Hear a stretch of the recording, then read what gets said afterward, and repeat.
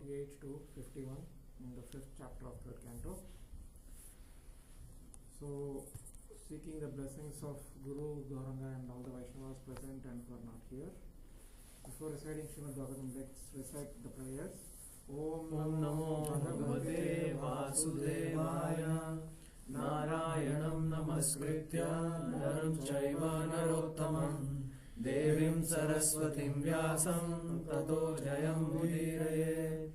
Shranam Swakatha Krishna Punya Shravana Kirtanaha Hridayanta Soya Bhadrani Vidunoti Suhritsatam Nashta Prayeshu Abhadreshu Nityam Bhagavata Sevaya Bhagavati Uttama Shloke Bhaktir Bhavati Naishiki. Namo Vishnu Padaya Krishna Prasthaya Bhutale Srimate Bhakti Vedanta Swamin Nidhi Namine Namaste Saraswati Deve Gauravani Pracharine Nirvishesha Shunyavadi Paschatya Deshatarine. So the sections of this chapter, I just copied this from Navakishwari Mataji's last week's presentation. So verses 1 to 16 cover Vidura's inquiries from Maitreya Muni, and from 17 to 38 Maitreya describes how the creation actually begins, and from 39 to 51 it's the prayers of the demigods. So from 39 to 43 the theme is the glorious shelter of the Lord's lotus feet, and those who are from 44 to 47 it's those who attain the shelter of the Lord's lotus feet and those who do not. And the theme for today's session is the demigods basically pray for service from the Supreme Personality of Godhead. So before I jump into the verses, I just wanted to give a quick recap of what happened till now, in the 3rd canto. So basically we all know that Vidura is basically on pilgrimage, and then during that time he meets Uddhava while he's on pilgrimage. He meets Uddhava, and then Uddhava actually mentions that the Lord just now departed the material world, and he also mentions that Uddhava actually, he basically received Uddhava Gita from Krishna, but at the same time Maitreya Muni was also listening to what Krishna was speaking to Uddhava. And then Vidura is actually very, very anxious to hear about what Krishna spoke to Uddhava about, and then Uddhava in detail describes about the Lord's pastimes. So first he describes about the Lord's pastimes in Vrindavan, and then out of Vrindavan, apparently I think I only did that class also. It was I think in the beginning of the canto, and then immediately the next day Uddhava says that I have to leave. But then he tells that, okay, Maitreya Muni also listened when Krishna actually spoke. You can actually go to him, and then you can actually get knowledge from him. So then Vidura actually goes and meets Maitreya Muni, and then asks him specifically about the process of creation. And Maitreya Muni starts explaining that Vishnu is the one who does the sarga, who actually does the creation. And then Brahma, who is the secondary creator, does the Visarga, which is basically he's just putting the things together. And then as part of that, it's because at that point the modes of material nature will be present, the diversification in the process of creation actually takes place. And then after that the demigods, so as part of that creation, demigods are also created, and then they actually go to Lord Vishnu and then asks for, they first glorify him. They first glorify the Lord, Mahavishnu, and then they ask him about they describe the Lord's potencies, his process of creation, and then their position in maintaining the process that was created by Lord Brahma. And then they finally ask about the service, like what they need to do, and then they ask for the strength from the Lord so that they can take part in maintaining this creation. And then another very, very important thing is, I remember this from Radhakrishna Prabhu's discussion when we all had the 3rd canto class. So these demigods are actually not the prototype demigods. These are actually the jivas who are elevated due to the sukritis to the level of like they can attain the position of demigods. So these are actually not the prototype demigods. We'll actually see that in few verses why we actually say that. We have this room, right? Hmm? We don't have ODC class here. Oh, you just use the room? So all rooms are occupied. Okay, let's go until. That room is actually for us. Huh? No, that The is other also occupied. synergy. That is Synergy. also occupied. This side you can use room. We But used. this- oh, we can use this. Yeah, we it's free for us. But anyway, let's see. Let's see. The people will tell us. We will recite the verse 48 together. Tatte vayam Lokasisrishaya Vayanushtasthirviratmabhisma Sarve viyukta svavihara-tantram Na chakshumasta pratihartabhete. O original person, we are therefore but yours only. Although we are your creatures, we are born one after another under the influence of the three modes of nature. And for this reason, we are separated in action. Therefore, after the creation, we could not act concertedly for your transcendental pleasure.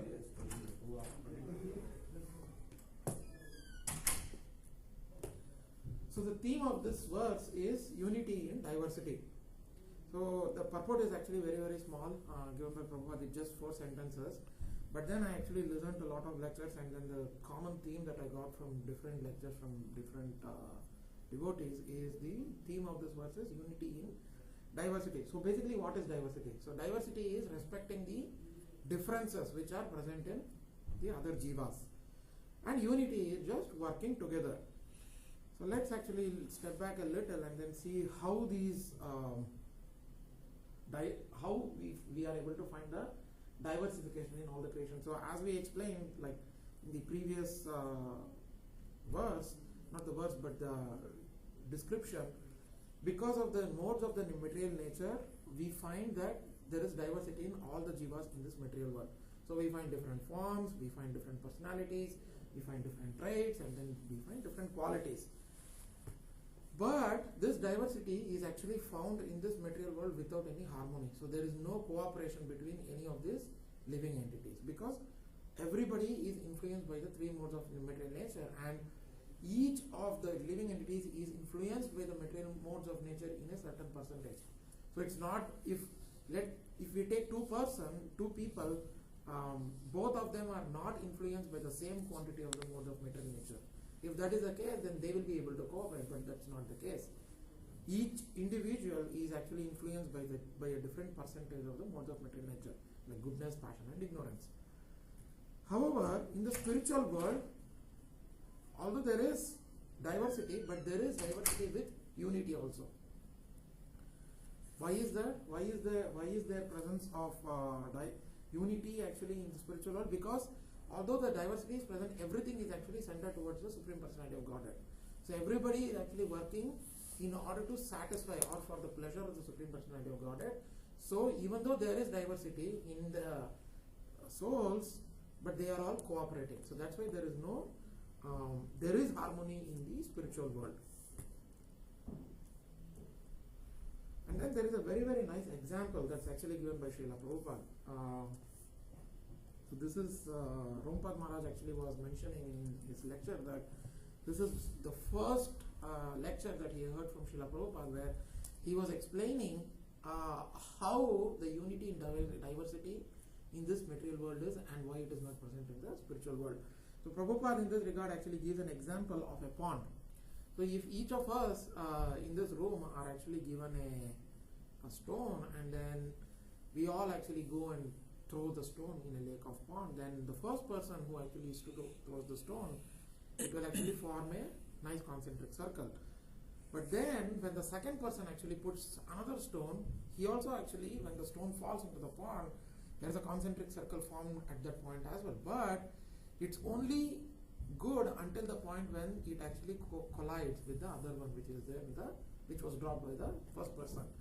But then imagine there is so many living entities in this material world, and each of us are actually dropping a stone into the pond, right? Then it actually results in chaos, total chaos. But instead, let's say that like each of us, there is a point in the pond where we can actually place the stone, and each of us actually puts the stone like very carefully on that exact same position. So what happens actually when the first person puts, there's a concentric circle formed, and then when the second person puts, there's another concentric circle formed within the same circle. So it actually expands and expands and expands, and it actually amplifies. So there is no collision at all. And what is the essence? So that center, if we actually keep Krishna as that center, the Supreme Personality of Godhead as that center, then although there is diversity within each living entity, but still there is amplification happening, because the goal is for satisfying one person, the Supreme Personality of Godhead.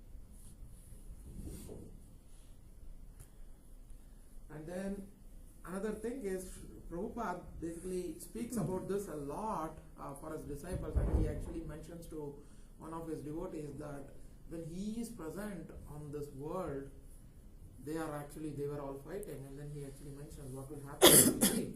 So he requests actually all of his devotees to work together, although they find diversity in different people because of the influence of the modes. And then another important thing that I actually found from one of the lectures is, so in this world, like since we are all in this material world, we are all given this, there is a lot of stress put towards the varnashrama, the process of varnashrama in the system. Why is that? Because there will be some people like who are not able to strictly follow the principles of sadhana bhakti. But then such persons can actually work for Krishna. So as Krishna explains in Bhagavad Gita in the chapter 12, he actually goes through different stages. First he says, fix your intelligence upon me. But if you are not able to do that, follow regulative principles for following the sadhana bhakti. Even if you are not able to do that, then you just work for me. So that is the process which is applicable in the varnashrama. So each brahmacharya, grihastha, vanaprastha, sannyasa, each one of the ashramas can actually dedicate or work in whatever position they are in to satisfy the personality of Godhead. So that is the process of Daivi Varnashrama, where Krishna is the center of everything. And then there is another extreme, like there are some people who are not able to follow anything at all. For that, Chaitanya Mahaprabhu says, like we should not even associate with them, because they are not ready to accept anything. So it is best for us as devotees is to not even associate with them and just be away from them. That is the instruction of Chaitanya Mahaprabhu. Okay, so practical application. How can we apply this in our daily lives? So one of the things that we all actually find difficult, at least what I find difficult, is to chant our japa attentively. So what can we do? Actually, how can we apply the principle of unity and diversity in chanting our japa properly? And then another example that we can give is, there is knowledge about the Lord actually, but there is no attraction to chant. Why is that? So we might actually take the example of each of us actually have mentors who actually help us in our spiritual lives, and they all actually they give us very, very nice instructions on what to follow and what not to follow. But because of the influence of the modes, and then because of the conditioning from previous lives, it is possible that we take only some portion of the instructions that the other person gives, follow that completely, and then there is some other portion of the instruction where we follow only to some extent, and then there is another set of instructions which we don't follow at all. But then, why is that? But because that's mainly because of the diversity of the thoughts and because of the modes of the influence of the modes. So what can we do actually to solve that? Solution to all of this is the principle of love. So conditioning is mainly present because of the past karma and because of the reactions from the past lives and because of the influence of the modes of the material nature. But what is our effort? Our effort is to basically overcome this conditioning. For that, the main thing that we need is the mercy of the Lord. Like we can actually put our own endeavor, but without the mercy of the Lord, when we put our endeavor, it needs to be sincere. Without sincerity, nothing is possible. But when we are sincere, we still need the mercy of the Lord actually. How does the mercy of the Lord come? Through, it doesn't come from the Lord directly, it actually comes through His devotees, His representatives. So, we have to actually learn to sacrifice our stuff for the happiness of the Lord. So, in the example that I gave just a while back, what we could potentially do is, if you are not actually able to listen to 100% of the instructions that the other person gives, then maybe we are very close to another person. Like, there is person A from whom we are taking the instructions from, but there is person B who is a very, very close friend of ours. But we don't want to take the full instructions 100% from person A. But there is this person B who is actually very close to us, and then who is very close to the person A as well. So we actually take the instructions from person A, but whatever instructions we are not able to follow 100%, like channelize it through person B, and then try to get the instructions from him so that he can put it in a way that we are able to understand and follow him, because he is very, very close to us. So that is one way that we can solve. And basically the uber point is, we have to sacrifice. Basically there needs to be, in this material world, there is nothing that comes free. We have to sacrifice something to get something out of it, right? Like in the case of working, we sacrifice our time, like you work 10 hours, 12 hours to just get some money, or then just lead a good life or whatever, or give donation of temple, whatever. So even in spiritual life, it's actually necessary that we, in order to actually get the mercy of the Lord, and through His representatives, we have to sacrifice something, so that at the end of the day, the other person is happy. So this other person can be person A or person B in the, like, taking instructions case, but finally the other person is Krishna. Like, when we are actually sacrificing something, the person who really becomes happy that we sacrifice something for the Lord is the Lord Himself, and then the mercy will actually flow directly from the Lord and through His representatives. So basically descending mercy is very, very important in the, to have unity in diversity. And another practical application for us as devotees is, we have to work cooperatively with one another in satisfying the Lord.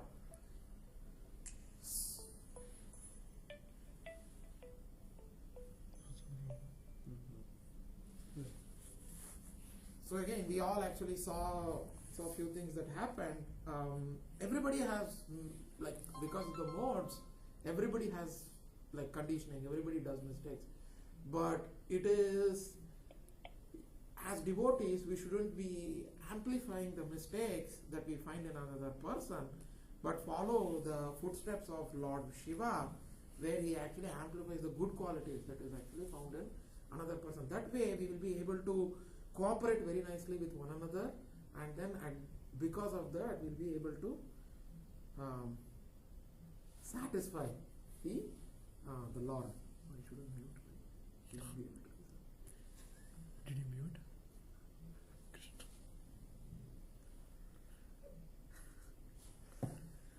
And then another important principle in ISKCON. So we are all actually, this is very, very important actually, since we all represent ISKCON, we are all actually serving Srila Prabhupada. Like, we might be disciples of, like, different gurus, or we might be taking instructions from different people. There are, like, so many Siksha gurus, but there are so many Diksha gurus also. There are so many mentors, there are so many, like, GBC members and all those. But at the end of the day, we are all actually serving Srila Prabhupada.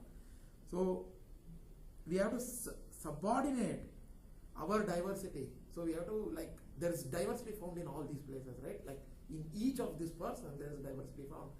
It is very, very important that since we are all representing Srila Prabhupada, and he literally sacrificed his entire life to give this knowledge to the world.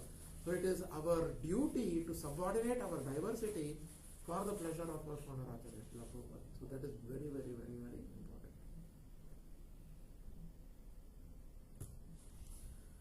Okay, we'll go to the next verse. Verse 49.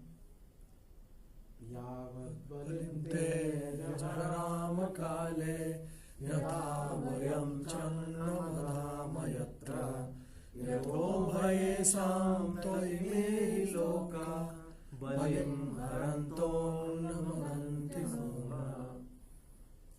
O unborn one, please enlighten us regarding the ways and means by which we can offer you all enjoyable grains and commodities, so that both we and all other living entities in this world can maintain ourselves without disturbance and can easily accumulate the necessities of life, both for you and for ourselves.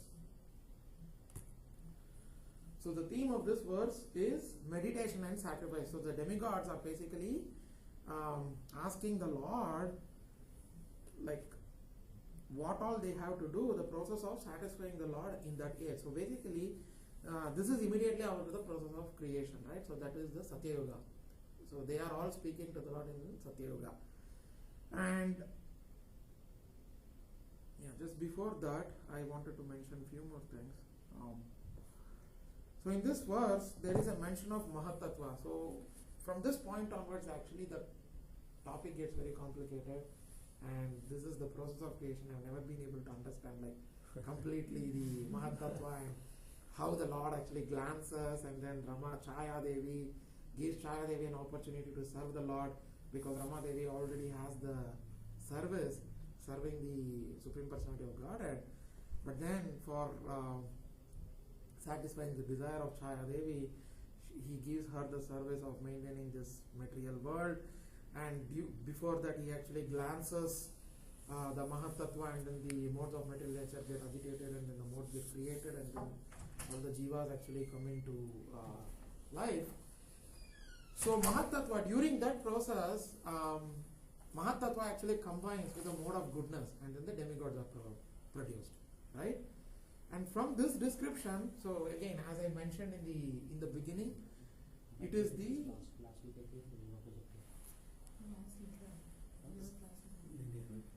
as I mentioned in the beginning, the demigods mentioned from here on is the Jiva souls. It's not the prototype demigods. What is prototype? Prototype is you can ask them. So Prabhu, can you rewind a little bit? That's a very interesting topic. The same question I asked Ramapad Maharaj. Can you tell about the prototype again? Yes, Prabhu. So when Mahavishnu actually is like he's glancing on Mahatattva, the modes of materializer gets agitated, and then all the different jivas start coming into life, right? So when demigods basically are produced when the Mahatattva interacts with the mode of goodness. So at that point, the demigods are actually created.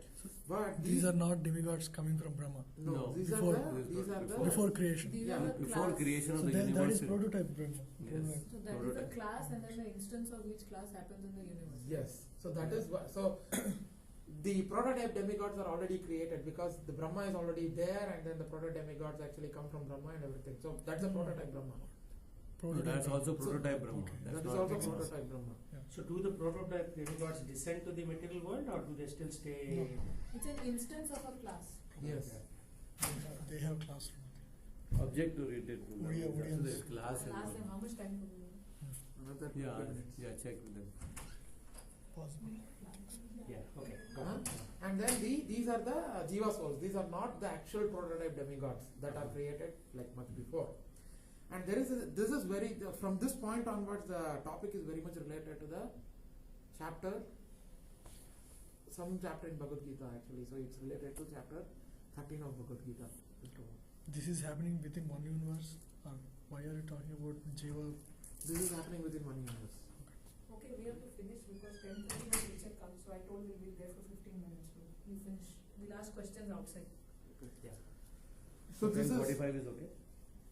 No, let's finish as fast, because that Odissi That's teacher what is I'm saying. 70-year-old lady. She's not yet here outside. Let's finish. So this topic is very, very related to, from this point onwards, the topic is very much related to the chapter 13 of Bhagavad Gita. So there is what is that verse actually? Chapter 3:12.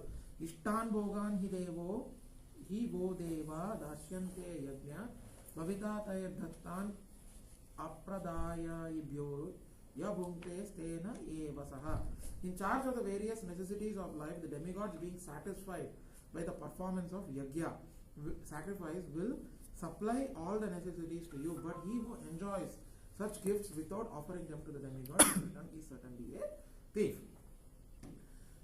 So some points actually from this verse is the demigods basically understand the necessities for themselves and all the other living entities. And since they are the maintainers of all the different living entities, they are actually concerned about the welfare of themselves and all the different living entities who are actually dependent on the demigods for the supply of the different resources, right? And they are also aware of because since they are actually approaching the Lord and then praying to the Lord, they know the principle, they are actually aware of the principle of supply, where the supply is all coming from.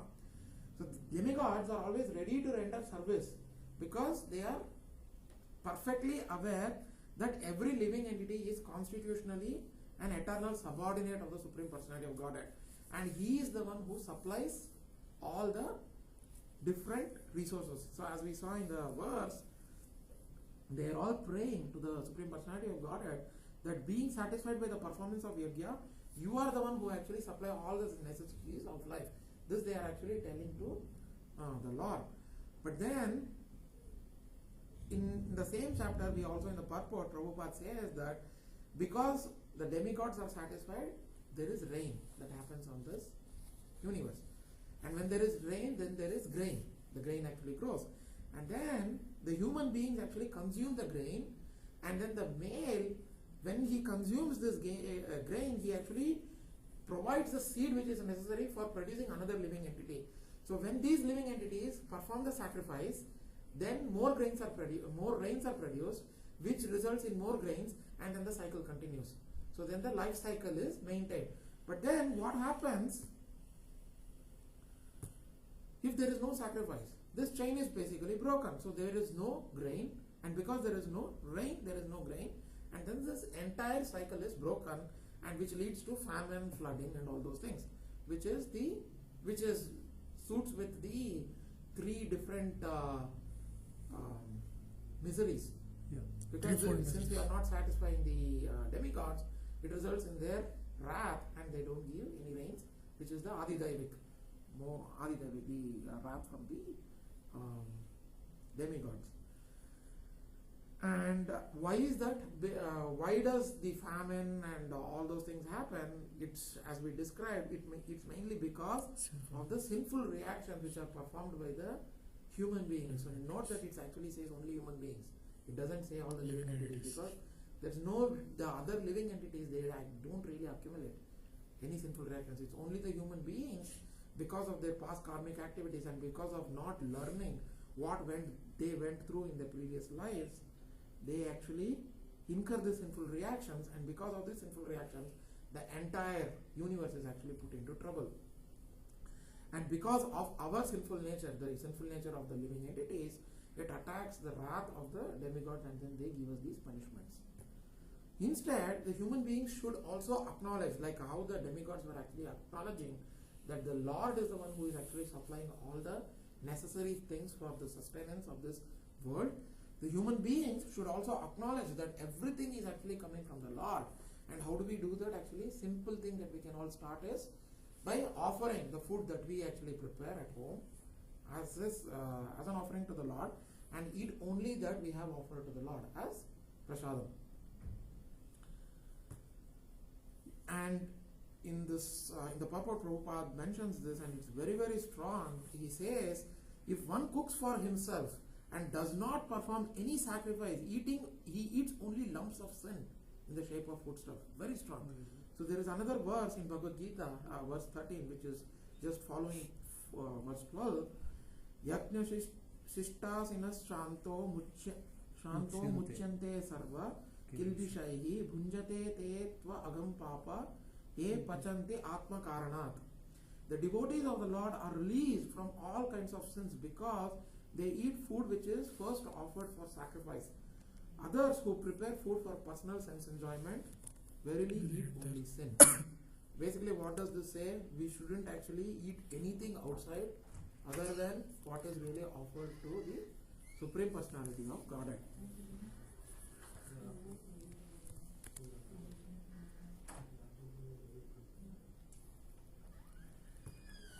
And what is the sacrifice that is all recommended for this age of Kali? In the age of Satyuga, it was the meditation, and in the Dwapara Yuga, it was yajnas, And in Okay, the teacher is outside. Okay, Prabhu. So then We have to not start. make them. Why don't we move to this Santasita thing? Yeah.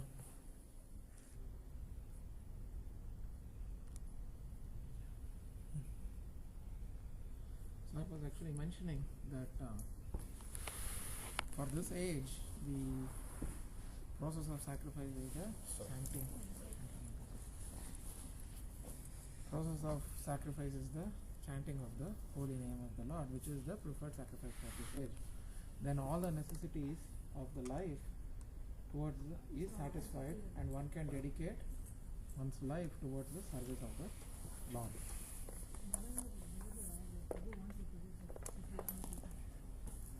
They are using it. I'm not using it. Okay, go on. Okay, verse 50, we'll go to verse 50. Tvam Yeah, you are using that one, Suranamasiša Okay, we'll finish after class. You are using that one wire you are using. Go on. Tvam Suranamasisanvayana Kutastadya Purusha Purana Tvam Deva Sakyam Gunakarmayonam Etastvajayam Kavimadadija. You are the original personal founder of all the demigods and the orders of different gradations, yet you are the oldest and unchanged. O Lord, you have no source or superior. You have impregnated the external energy with the semen of the total living entities, yet you are unborn. Because verse 50 and 51 are actually related together, we'll just read both of them together. Tato vayam pramukaya Yadarte bhavo vimatma Karvamadyante Kamnasva Chakshu Paridehi Satya Deva Kriyate Yadanugrana. O Supreme Self, please give us, who are created in the beginning from the Mahat Tattva, the total cosmic energy, your kind directions on how we shall act. Kindly award us your perfect knowledge and potency so that we can render you service in the different departments of subsequent creation. Actually, here there is very like two important words. Kindly award us your perfect knowledge and potency. They are actually not asking for bhakti.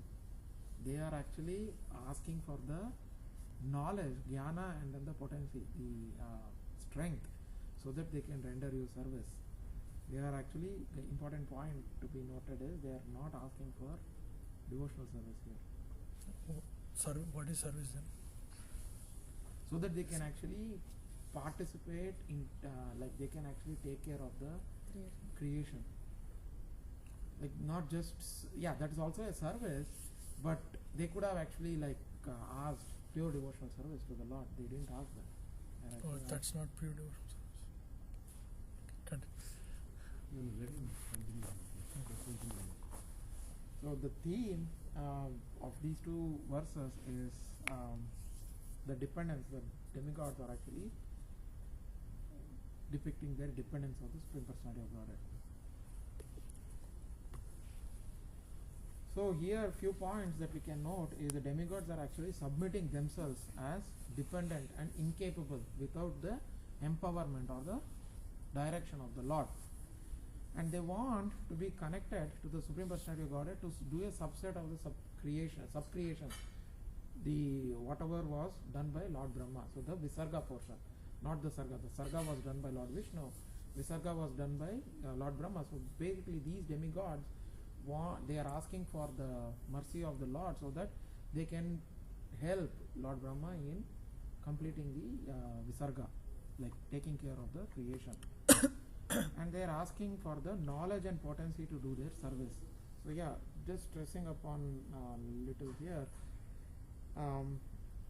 See, knowledge, yes, we can actually think of that also as a pure devotional service, but since they are the jiva souls and they are basically, they could have asked for pure devotional service. Yes, the service that they are rendering to the Lord is also part of that pure devotional service. But since they are explicitly asking for the knowledge and then the potency, the strength to do their service for the Lord, it really doesn't actually fall into the category of pure submissiveness to the Supreme Personality of Godhead. And very, very similar prayers were offered by Lord Brahma in the second canto, immediately after the process of creation. I think it is chapter 9.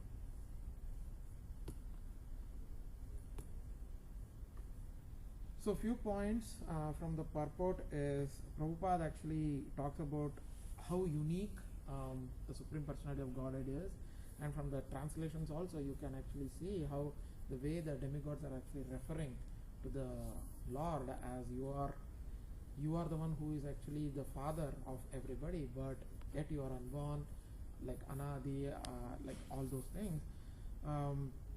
It's actually mentioning about the uniqueness of the Supreme Personality of Godhead. Although another thing that we have to note is we are all part of this material world. When the Lord actually comes into this material world, although he appears to have taken birth, he really didn't take birth. He is unique in his own form. And the verses basically are glorifying or separating the Supreme Personality of Godhead from anybody else actually in this material world, whether it's even in the spiritual world, whether it's Brahma or other demigods or whoever. And it's basically indicating that he is not like any of the other living entities. Everyone is actually born from him, but yet he is unborn, and he is a source of everything that we see in this world, Chara and Achara, but still he doesn't have any source. So basically then what is the plan behind this creation? It's for helping the living entities realize that they are created for the transcendental sense gratification of the Lord and not for their own sense gratification. And basically it's making the living entities understand that the reason why we are all born in this material world is for the satisfaction, in order to actually realize our relationship with the Lord and our constitutional position, understand what exactly is our constitutional position with respect to in relationship with the Lord.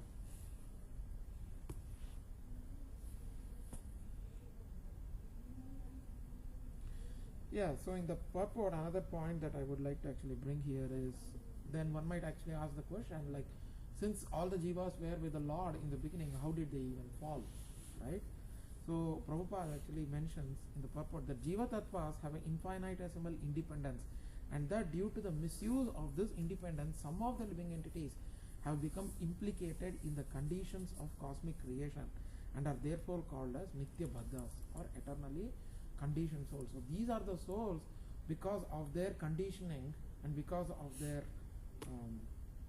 jealousiness or towards the Lord, they actually are given an opportunity to come to this material world, satisfy their desires, and then realize that because that constitutional position understanding is still there within the soul, by some means or other, if they come to that understanding that they are nothing when compared to the Supreme Personality of Godhead, but they are just part and parcels of the Lord, then they will be given an opportunity to go back to Godhead. So that is the reason why all the jivas who basically became conditioned fall down into this material world. And basically this creation, and the purpose of the creation is for the rectification of all these jivatmas. And then we can also say that the Veda, what is the purpose of the Vedas? In where the mention of the sacrifices is present, right? What is the purpose of the Vedas? For the rectification of the jivatmas.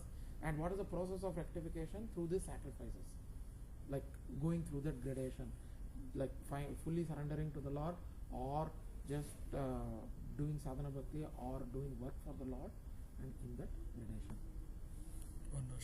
Varnashrama.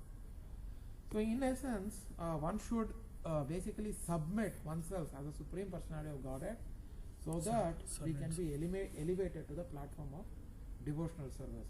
And in this age, the best thing that we all can do is chant the Mahamantra, Hare Krishna, Krishna Krishna, Hare Hare, Hare Rama, Rama Rama, Hare Hare. And then because of that, the mercy will flow from the Lord through his representatives, and then we will be given the knowledge and the ability to serve the Supreme Personality of Godhead. So references for this class is from Prabhupada's purport and unveiling the lotus feet by Gurujan Prabhu, and lectures from Radhanath Maharaj, Prabhupada Maharaj and Radhakrishna Prabhu. Thank you. Yeah.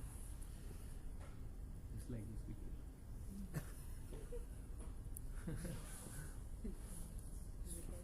Prabhu. How do we stop this? One minute. That's what happens when you don't use a Windows phone, Prabhu. Yeah, this is so bad, Prabhu, this phone. So this is after creation, no, Prabhu? After, within one universe, demigods are praying. Yes. As far as I remember, demigods cannot directly speak to Vishnu, Mahavishnu. Is it No, like I think that? this is Is it the personal demigods actually interaction? praying to Garbhodakashaya Vishnu. Garbhodakashaya or Are you Shiro sure Dakashaya this is Vishnu. one universe, but then there can be prototype? Within one universe, is He was from This is beginning not telling that prototype demigod. he's not This prototype. is not prototype demigod. Okay. This is the Jiva source. So that means this is within the. Because Radhakrishna Prabhu also, I remember, he actually Okay. So clarified. it's not prototype demigods, it is within the universe. Within the or universe. Within the universe. Yes. So where do prototype demigods reside? That's not the topic, I think.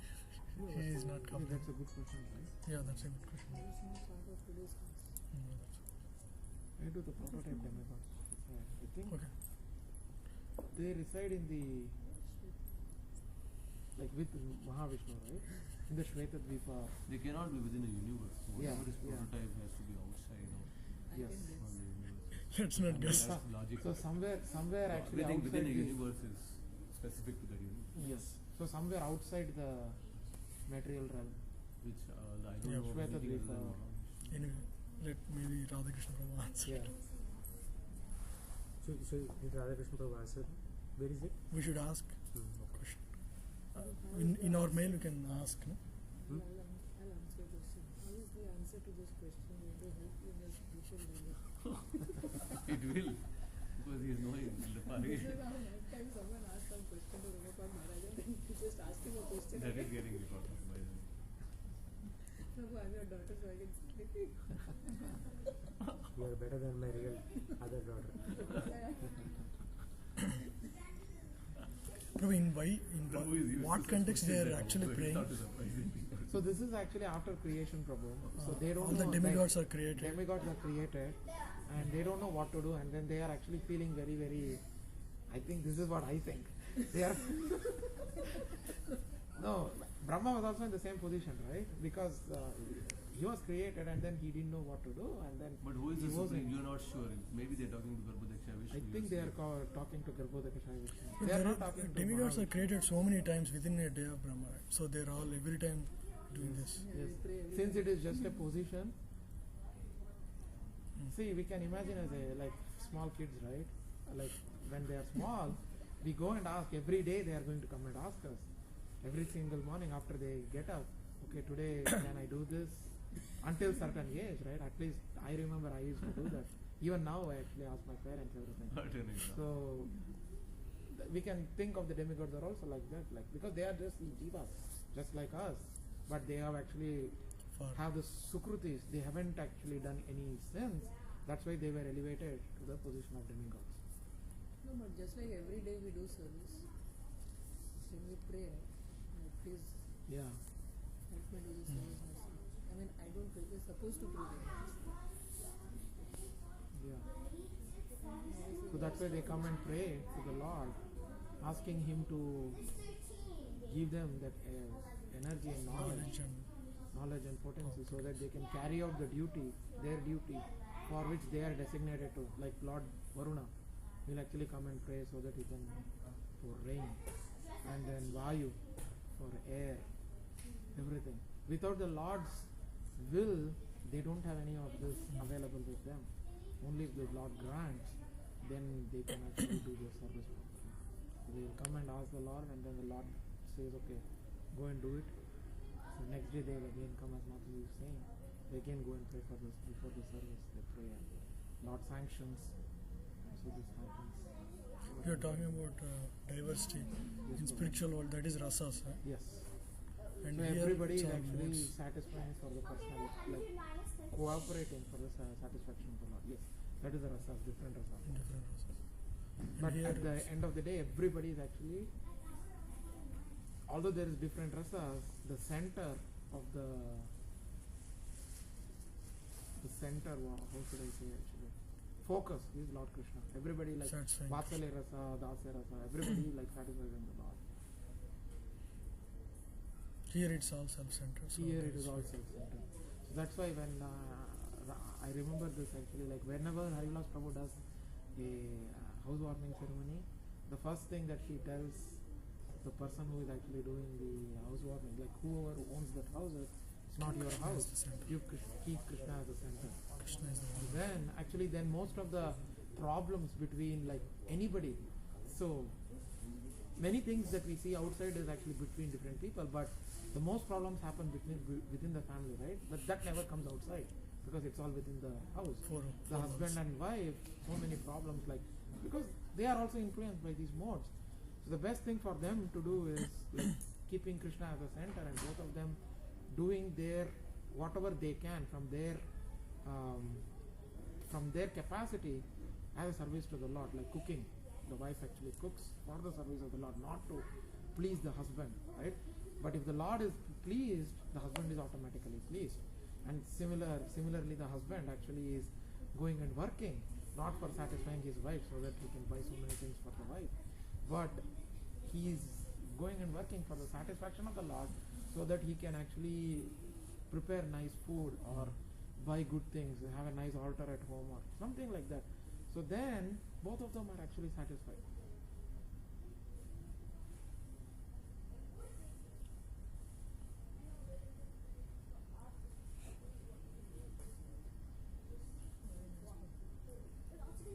So I had a comment on your earlier question. What was your earlier question again? In what context are the demigods praying and are No, not that one. While the class was going on, you asked a different question. With the Potency and knowledge. Potency and knowledge, is it service, not yeah. the So, pure devotional service? Is it service dependent upon the context? So, yeah, like, it's not like everybody is a preacher or everybody is a great sadhu or which acharya. No, service is dependent on context. So, if somebody says, Prabhu, can you know, there is some dust lying on the floor of the kitchen, can you clean it? Say, how dare you? I am a Brahmana devotee, I have to give my class. I will not clean. No, service is dependent on context. exactly. Then at that point, creation was important. So they needed the knowledge, they needed the template to say the architectural layout of the world, of the universe. At that point, bhakti wasn't necessary. It's not like these people are not bhaktas, but they were doing something that was necessary. I think I was thinking. No, I think more it is about the mood. Motivation and No, but mood. what where did you, demigods is that in the purport somewhere? You're saying that this is not bhakti? What Yeah, is so it? I It's also heard bhakti, but at that this point, is knowledge this is is also necessary to bhakti, create. but Otherwise, how will they create? it is not. They will not create on their own. They are actually like they want to use their skills. It's more Right? about them Them. doing some intellectual Yeah. service Yes. and like something to achieve There is something. mixed devotion. Yes, it's not pure. Would Actually. we say it is They want to serve But it's Lord, necessary at that point, but right? they but also that's have true, some. but it's still The what mood he is the what he's saying is you might do my understanding, and I'm saying based on what you are telling you heard in lecture. Yes, yes. The I think same this Radhakrishna any Prabhu work you also- have to do, you can either do it as pure devotional service, which means you don't have any Any- personal agenda. Yes, You're only doing but it here for there is service. a personal Or agenda actually there for could be them. mixed, which means there is some bit of my personal agenda. I want the power. So I when want the- devotees give a class, right? Is that pure or is that mixed? It's Maybe all anything. depending on the person. What is his motivation? if my I mood is that I might stand up, sit down, speak something, whatever. Everything can be completely pure Yes. to completely impure to something in between. that's why that is it. No, but the One goal who was service, isn't it? The goal is good, Yeah. but intention So is the not. goal is But also good. I want Yes, to but derive intention is some. different. No, I want to derive something for myself. But they didn't say that in their thing, right? I want Yeah, to, but But he the is read in a Acharyas are lecture. what are the acharyas Yeah, saying? so that's Yes, what yeah. actually like I heard from one of the lecturers. I think it is Radhakrishna Prabhu or someone. They say that since they actually had this tinge in their mind to actually gain knowledge and Power, potential. power to do their service, because it's for them. Jnana karma It's about me. Me. In Krishna So I am consciousness. given this service, I want to do this. So they actually go and pray. So it's mixed. No, But I can Prabhu, put they it could what have is asked. Judging their intentions actually. No, Prabhuji, they could Yeah. have asked for the Lord's causeless mercy. They could have said, "You are the creator. You are just using us as an instrument. So please give us your causeless mercy." Yes. They were, They need not have asked, okay, let me actually go and do my duty now. No. Just give us your causal mercy so that we can Like 2 actually do weeks ago- what we are supposed to do. Yeah, 2 or 3 weeks ago I gave a class. So I was asked to give a class. So I did some knowledge searching across lectures and materials. Searching for that knowledge is also for bhakti only. It is not for Yes. my but selfishness. that is, you are This is pure not- devotee, Prabhu. They were thinking like that. No. No, let him complete. Yeah. When I was doing that knowledge, I was trying to be my best. I was saying, okay, what did that Prabhu said? What did this Maharaj said? That is all So good. I was still searching for knowledge so that I can create my PowerPoint presentation. And So represent knowledge Krishna and well. creation doesn't mean it is lack of bhakti. No, but Yeah, no, that why is were true. you searching for the knowledge? But why they are in the position of demigods, first of all? Why are they not like gopis? It means they are in, Yeah, they have because of some- what they are, There is they are given that something of service. personal. See, Prabhu, I That's can why they talk are about given that myself. service. I'll do talk about some myself service, also, I'll go do ahead. service, I'll do something, right? Suppose I'm giving class and all, and I can think, okay, I am doing bhakti, I am still in the realm of Krishna consciousness, but I have come with my material qualities. So because of Hari Vallabha Pr's mercy, I'm also getting a chance to do service. Yeah, we have our material qualities, But but we're I still am- striving to do that. Yes, bhakti, that- striving, not But Prabhuji, still, achieving. at least in my case, I know that there are some anarthas that motivate me to do some service, but the full Use goal that is in not the- pleasing Hari Vallabha Prabhu or Krishna. Partly it is there, but partly it is my own thing. Okay, my own self actualization as a person. People should know me as Navkishori, or people should know me as this. But you are applying that back into bhakti. No, There we is are a down- thing. no. You are applying the But results still, also it back is into still bhakti. mixed. Still Prabhu, you still have that I'll give you. emotion. I'll give you one real. I'm saying it in front of like this is exactly what I went through. I sent an email for new NOI, NOD, right? So I've been teaching Bhakti Gita for some time, right? So 5, 6 students, 7 students, whatever graduated from that.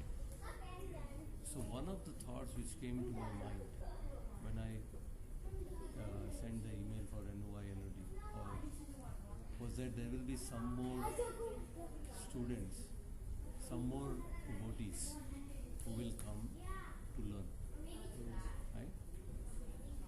And I got some sense of satisfaction or quote unquote pride in the fact that there will be some more devotees I will get a chance to teach, or they will learn from me. So, and when I got that desire, and after that, this just sprung up, and after that I started thinking about it, and I thought that's clearly my own impure desire. So I am trying to get out of that, to come to the fact that I am trying to teach here, just in the mode of service for the people who are trying. And I am actually I am their servant. And it is my greatest, let me complete it. It is my greatest fortune that without any, somehow or other, without any qualification, I am getting this chance to execute this service. But I got that desire before, in which case also I would have taught. But there was a personal agenda. This is Prabhupada's statement. Personal agenda is the poison. I might be paraphrasing it, but basically, and Hari Vallabha Prabhu talks about that. Personal agenda. Yeah. So this personal agenda, I am experiencing it myself in this specific case. And what is it? It's maybe a tinge of it. It's not overall, yes, I want to serve. Yes, I want to do this. I want to teach. I want to teach what Prabhupada has taught. I'm not teaching what I am. Everything is there, right? But there is a tinge of personal agenda, which is an element of, say, pride or satisfaction or something coming from the fact that people will listen to me, will hear from Or me. that I am going to elevate their This consciousness. this personal agenda is the impurity. And we have heard from the lectures that demigods have a tinge of that. That is the reason they are demigods. Even in the 6th canto it is there. So Krishna gives them that facility. Okay, you have a desire. This is aham mameti. Because I have aham mameti, they are extremely pure, but they have little aham mameti. Okay, become demigods because now everybody will praise you.